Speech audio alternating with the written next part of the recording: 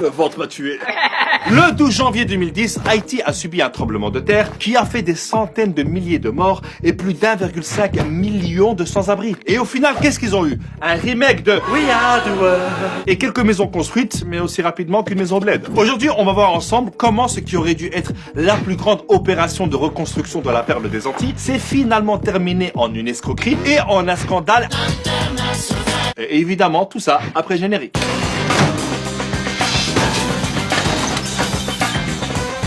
Faut savoir que Haïti a été l'une des colonies les plus riches et la première république noire a proclamé son indépendance en 1804, soit 2-3 jours avant le lancement de Vivement Dimanche. Mais ça lui a coûté une dette coloniale à la France de plus ou moins 17 milliards d'euros d'aujourd'hui qu'elle n'a fini de payer qu'au milieu du XXe siècle. Mais bon, après quand tu commences une histoire et qu'il y a les termes dette coloniale, t'imagines bien que ça finira aussi mal que Macron qui parle anglais. I don't like what you did in front of me. Faut savoir que le pays n'a jamais réussi à bien se développer et il est toujours dépendant des ONG et des organisations humanitaires, à tel point qu'on la surnomme la République des ONG. Depuis le tremblement de terre en 2010, t'as plein d'ONG et d'organisations humanitaires qui ont débarqué comme les Avengers mais version Bollywood. Parce que t'en as plein qui ont fait des trucs sans logique, sans coordination et énormément d'argent a disparu. Et croyez-moi, c'était pas la faute de Carlos Ghosn. Eh, c'est notre territoire ici, tu vois bien qu'on est en train de distribuer de la nourriture. Ouais, ben nous on a des camions avec des couvertures. J'ai faim, j'ai froid. La ferme! Tu vois pas qu'on est en train de te sauver la vie là? C'est un truc de fou! La politesse! Bon, qui a faim? Qui a froid? Le gros problème aussi, c'est que t'as des humanitaires qui se sont crus tout permis. Les gars, on n'est pas à la police ici, hein. Il y a des règles. Par exemple, Oxfam avait des employés qui ont organisé des orgies avec des prostituées. C'est quand même triste pour une ONG reconnue pour son excellent travail. T'as aussi les casques bleus de l'ONU, censés protéger la population après le tremblement. Ben les mecs, ils ont apporté le choléra avec eux. Ça a fait plus de 10 000 morts et 800 000 malades. Et encore, il a fallu du temps pour que l'ONU reconnaisse son erreur. Et puis t'as des gentils ONG qui ont distribué de la nourriture sans penser aux agriculteurs locaux. Comment tu veux que le paysan vend ses légumes quand en face t'as un mec qui vend tout gratuit? Mais la médaille d'or du grand n'importe quoi revient à la Croix-Rouge américaine. Elle a recueilli 488 millions de dons jusqu'en 2015. Et elle a été accusée de n'avoir construit que 6 maisons.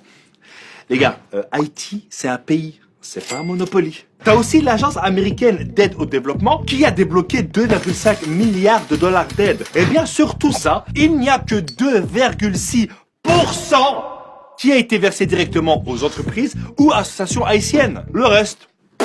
Donc sous le coup de l'émotion, tout le monde s'est précipité, mais ça a été mal géré. Résultat, Haïti est devenu une espèce de centre d'entraînement pour des humanitaires qui ne connaissent ni le contexte, ni même le pays. Tu savais qu'ils parlaient français ici? Bah ouais. Je pensais qu'en Afrique, on parlait l'africain, moi. Mais on n'est pas en Afrique, on est à Tahiti. Ah, mais toi, t'es vraiment nul en géographie. Hein.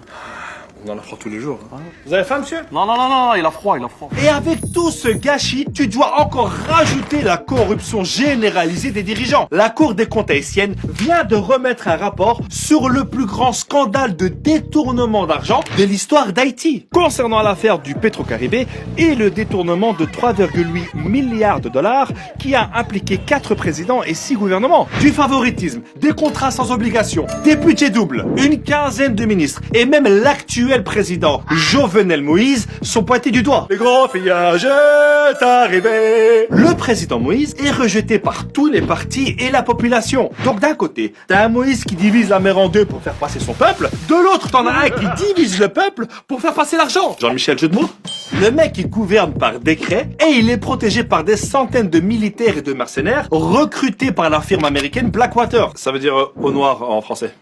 Ouais, c'est toujours plus stylé en anglais. 10 ans après le tremblement de terre et l'intervention internationale, le pays s'est encore plus appauvri et la criminalité a explosé. Le peuple haïtien proteste depuis 2 ans contre l'injustice et la classe politique corrompue. Ah, là-bas, c'est pas des gilets jaunes qui doivent être distribués, hein, mais des gilets pare-balles. Avant le séisme, Haïti était classé 149e sur 182 selon l'indice de développement humain. Aujourd'hui, malgré toute cette aide humanitaire, le pays est classé 168e. Et il y a toujours des problèmes d'insécurité, de maladies et il manque de tout. Je pense pour sortir de ça, il faudrait une vraie enquête. Et quand je te parle d'enquête, je te parle pas d'un sondage fait par des ONG à la sortie d'un métro, mais d'un vrai bail à l'échelle internationale pour savoir qui sont les responsables de ce pillage. Je pense que la France devrait aussi revoir son histoire et rembourser sa dette d'indépendance à Haïti. Ce qui, je pense, lui permettrait de s'en sortir un peu mieux. Notre présence ici n'a pas laissé que de bons souvenirs. Nous, on est avec le peuple. Ils sont debout comme ils l'ont fait à l'époque pour gagner leur indépendance. Et évidemment, n'oubliez pas de partager cette vidéo pour sensibiliser un maximum de monde. Et comme dirait mon proverbe, celui qui partage la vidéo